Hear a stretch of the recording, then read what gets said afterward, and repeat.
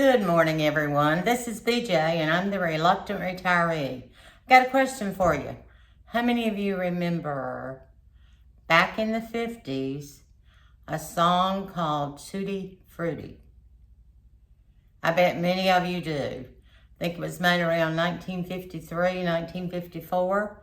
We're going to do something today. We're going to honor that song, and we're going to make some Tutti Frutti jam. So stay tuned, and I'll be right back. Thanks for staying with me, friends. Okay, let me tell you a little bit of history on this, how I came across this recipe. I actually first saw it on Facebook, and then I looked it up, and I said, gosh, that sounds like it would be really good. And so while I was trying to do some research on the name, I came across the original recipe, which was, I've got some notes here, which was, I think first done by the 1982, the National Center for Home Preservation. And that was from the University of Georgia. And they came up with this Tutti Frutti jam. And I'll tell you, it is absolutely delicious. It goes really quick. It doesn't take long to make it. So I'm going to get right into the ingredients, and then we'll get started and get it in our jars, and we can have it for breakfast in the morning. We're going to start with some pears. The recipe calls, I will publish the recipe down below so you'll have it, but it calls for 3 cups of diced pears. Now I've got some Bartlett pears here that were grown here on the farm, so I'm going to cut these up and dice them up into 3 cups, and we'll put those with the rest of our ingredients, which is crushed pineapple. You don't need much. I think it calls for 3/4 of a cup of crushed pineapple, and this really adds some depth of flavor to this recipe. Also, you're going to need some maraschino cherries. That's going to give it a beautiful color. We also have a lemon. We need about 1/4 of a cup of pure lemon juice if you have it. If you just have the bottle kind, you can use the bottle kind. Also, we need an orange that we're going to peel, and we're going to put it in our food chopper, and we're going to get it really, really fine. Also, we'll need 5 cups of sugar, and the most important ingredient. My dog got into my Sure Gel. So as you can see, he didn't get into the pack. Here's the pack, it's still intact. But he got into the Sure Gel. So my package looks a little bit worn, but I wanted to show you what it looked like so you would know what to buy if you wanted to make this jam. This makes a great, great gift for Christmas, for your friends, for your family, for neighbors, your doctor. I mean, it's a wonderful little gift. And it is just absolutely delicious. So what I'm going to do is go ahead and start chopping all this stuff up. I've got my food chopper back there. I'm going to go ahead and chop all this stuff up. I'll come back and we'll put it together, and I'll show you how quick it is to make.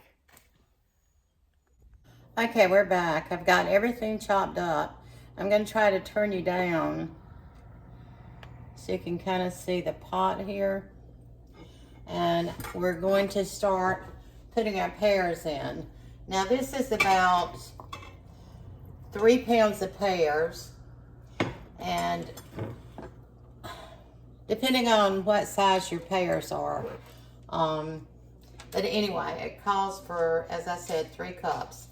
We're going to add in our crushed pineapple. And I wanted you to see the way I chopped the cherries. I added a few more cherries in here because I just like the cherries. So I did add more. It calls for 1/4 of a cup. This is a tad over 1/4 of a cup of maraschinos. But you can see the size. That's kind of how I chop them in my chopper. So we'll go ahead and add these. I've got my lids over here boiling or simmering on the back. We add 3/4 of a cup of pineapple, and that is well drained. I go ahead and turn my stove on. Then we need our 1/4 of a cup of lemon juice that's freshly squeezed. And our sugar gel. So we pour all this in together, and we get it going, get it stirred up really good. And what you want to do is get it to, see, can you see how that looks? Okay. You want it to bring it to a rolling boil.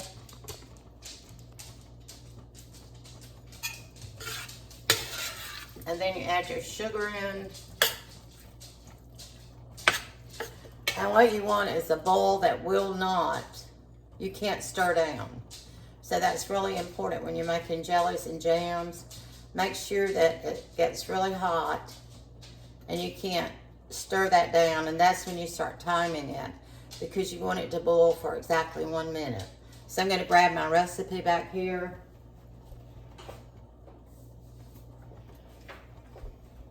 Make sure I've got everything in here I'm supposed to have. Okay. It says place it on high heat, so let me turn that back up. Place on it comes to a full boil. And then you add your sugar and continue stirring it. And it's going to heat up again to a really full boil. And that's exactly when you start timing it. Now what I usually do is either set my phone on timer or my microwave. Since I'm using my phone to take this today, I will probably just scoot over there and use my microwave to put the timer on. So while this is heating up, I wanted to tell you a few things I learned. You know, Little Richard did this song in 1954, I think. And at the time, he was a dishwasher. Turn that down. He was a dishwasher, and he was, that was, I guess, his first job, maybe. He was in New Orleans. And according to what I read on the internet, now that could be true or not true, we know that. Anyway, it said he worked 12 hours a day, and he made $10 a week. Now, can you imagine? Of course, I can imagine. Most of us can imagine. One of my first jobs, I think I made 25 cents an hour. And I used to drive a school bus. People, when I tell people that today, they look at me and they're going, "You used to do what?" And I'm going, "I used to drive a school bus." There's a pear that I didn't quite get chopped up good enough. Anyway, I used to drive a school bus. And back then, that's all the students drive school buses. And I made $27 a month. And that was my spending money for the month. And shoot, I could get a cheeseburger and a 7-Up at the local drive-in for 75 cents. So, what was your first job, by the way? Do you remember? Put a comment. If you want to share it with us, put your comment down below. Tell me what your first job was, how much you made, and what times have really changed. But I was reading too after I was reading about Little Richard, I was looking at how Tutti Frutti started. And I think it was started in England. It seems that Tutti Frutti ice cream is a big deal over there, and it still is. So people love Tutti Frutti, the flavor of Tutti Frutti. And what it is just fruit. Now, some people say it's candied fruit. Some people say just any kind of mixture of fruit. So I guess it could be a little bit of Everything, whatever's your taste. Okay, this is heating up. You can probably see the steam coming up. I don't have my fan on because I didn't want to. I wanted you to be able to hear me, so. As you can see, it's beginning to heat up. We're close to a boil, so we're going to add the sugar as soon as it starts boiling.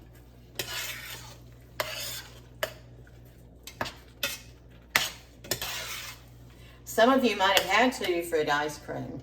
If you've ever had any Tutti Frutti ice cream, maybe the original in London or England or the Netherlands, I think they're really big on the flavor of Tutti Frutti. So, okay, this is beginning to boil. Smells really good. You know, I was thinking it would be nice to have a 50s theme brunch. And you could have this as your headliner, along with Little Richard singing his song. I wish I could play it, but I can't because of copyright, so I have to be careful. I don't want to get a strike. Okay, this is boiling. I'm going to go ahead and add the sugar. I got 5 cups of sugar measured out.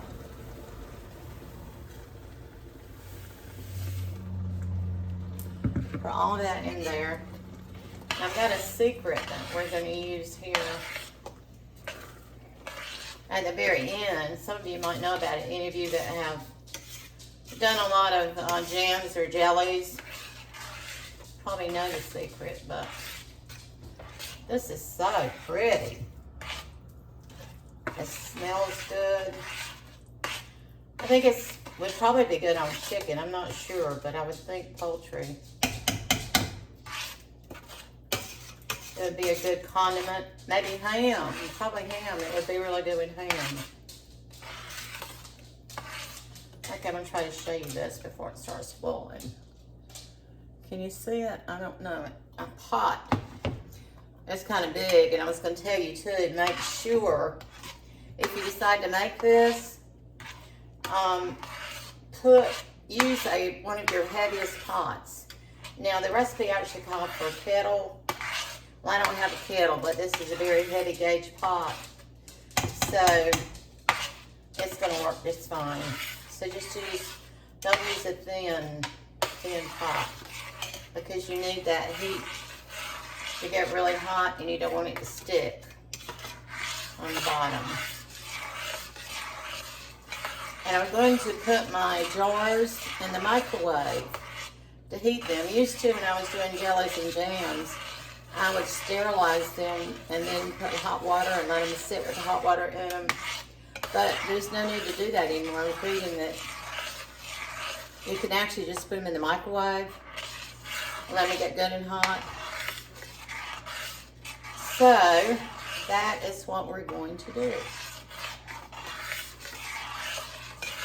It's beginning to heat up now. Those of you that like jellies, like to make jellies and jams, what kind do you make? A couple of weeks ago, my granddaughter brought me some figs, and I made that strawberry fig jam, and that's really good. I do have a funny story about the pears. I sent my son to get the pears.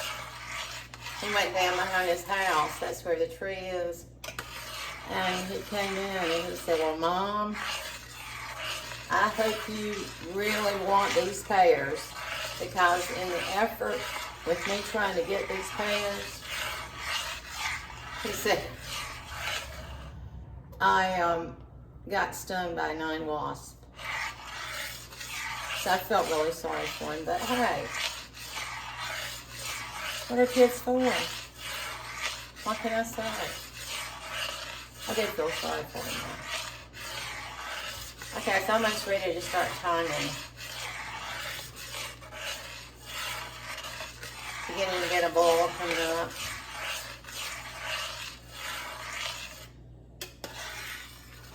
It's almost there.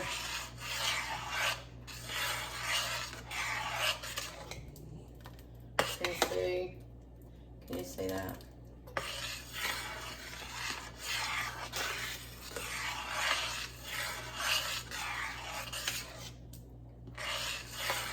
We're just about there. I tell you, I don't know what the weather is where you're at, but we're in North Carolina. My goodness, it was chilly last night. I let the dog out and I said, my gosh, it's chilly. And so usually in the later part of August and September, it's really hot. And it was cool this morning when I got out. So I hope that's a good sign of fall. The cool weather in fall is going to be here soon. Okay, I've got it down. I've got it to a boil here. And that's a boil that I cannot stir down. So I'm going to dash over here right quick and set my microwave.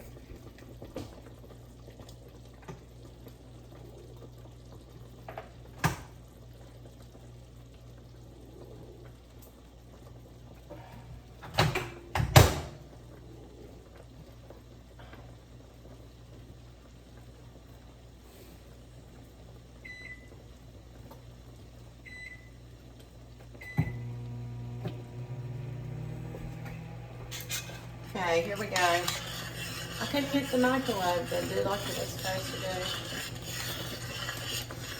You can hear it boiling.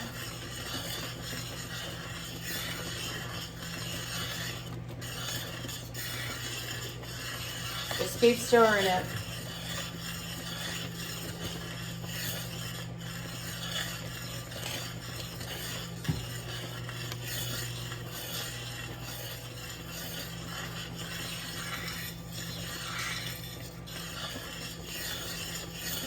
Almost there.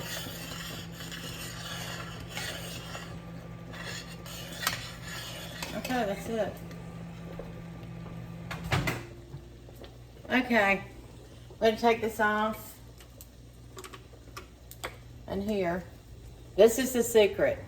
You want to get the foam off, because when you make jelly, you get a foam on it. You put in a tablespoon of margarine. So that gets you down there. You see all that foam right there? You can just scrape that off. Something about the margarine or the butter. It's actually butter I put in. And it kind of calms down that foam. And it makes for a prettier jar. So I'm going to keep getting all this foam off, and I'll bring you back when we get ready to do this. Put them in the jars. Okay, I think we're set up now. I just got my jars out of the microwave. So I'm going to start filling these up. And the recipe said, I don't know if I told you, it makes about 5 or 6 half pints.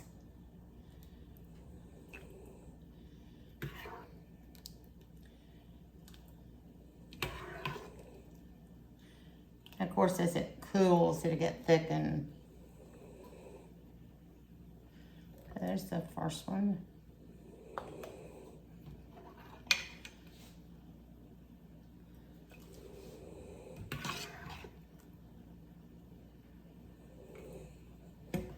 I'm sure this would be really good on a bagel. Maybe with some cream cheese. I do have my hot water bath going back there because these need to go in a hot water bath for 5 minutes.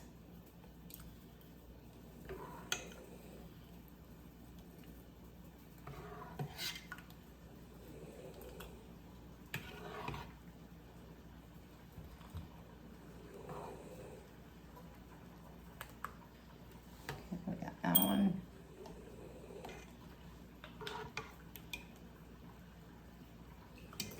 This one up.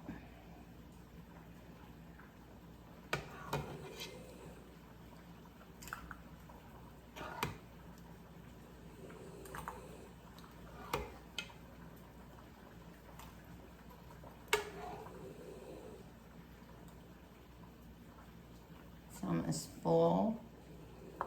We could do a little more there. There you go.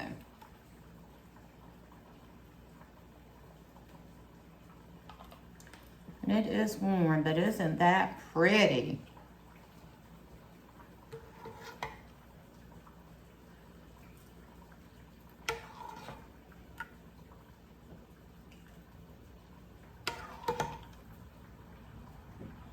The lemon juice too helps to keep these pears from turning brown. Oops.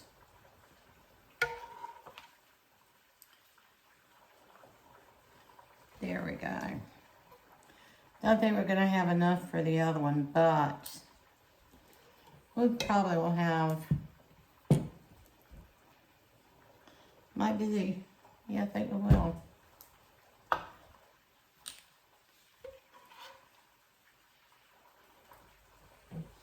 Mother used to make preserves and jellies and jams and when we were growing up here on the farm, and she would always have a saucer sitting close by, and that's what was left that she didn't have a jar full for.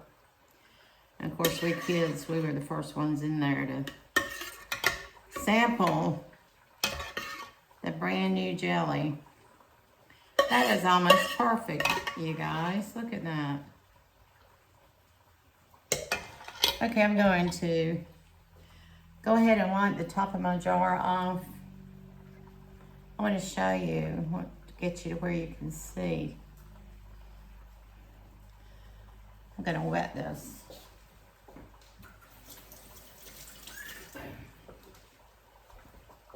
You want to make sure you don't have any sugar or syrup on the top of your jar, because if you do, it will not seal. I'm just going to take these out of the hot water.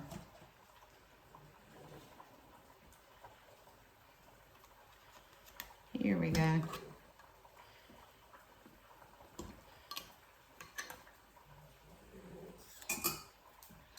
Put the lid on, hold the ring, the middle of the lid, and then as you screw it, but don't screw it too tight. Now I have just set my hot water up over there just in a saucepan because I only have just these jars here. And that's going to be sufficient to, because like I said, it only takes 5 minutes.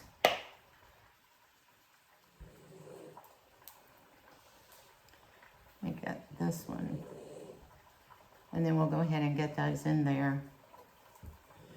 And they can start boiling for their 5-minute time. And then I'll finish these other ones. And when I get them out, I'll bring you back. I'll let you see the finished product. So hang tight. Okay, it's time to get them out. The buzzer just went off, so. We did 3 jars. Aren't they pretty?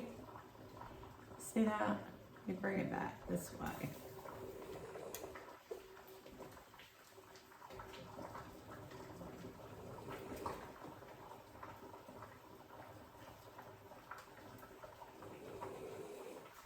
There we go. There's number 2.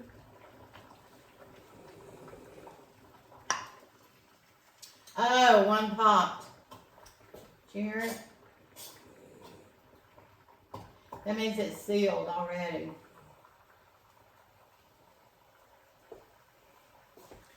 There's the 3rd one. Okay, I'm going to go ahead and drop these other 3 in while my water is nice and hot.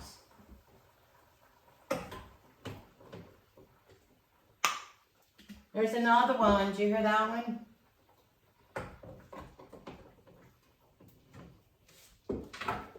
Need to add just a little bit of water to this one.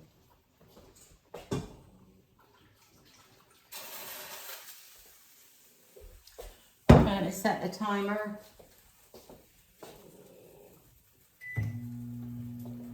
Okay, that's in for 5 minutes. So anyway, here we are. We have 6 jars of Tutti Frutti jam. Now, how about that? Isn't that pretty? It's pretty hot. Okay, well, I hope you enjoyed this. I hope you will try to make some. It's very easy, as you can see. I think the prep work is the hardest part. And if you don't have to do like my son did and go out and pick the pears, then you won't get stung maybe by bees. Just go to the grocery store and get them. And 1 bag should be sufficient. A 3-pound bag would be enough. Okay, well, I want to thank you for joining me today. Make sure you subscribe down below if you like our video. And also hit that like button. And hope you have a good weekend. I hope you have a good week.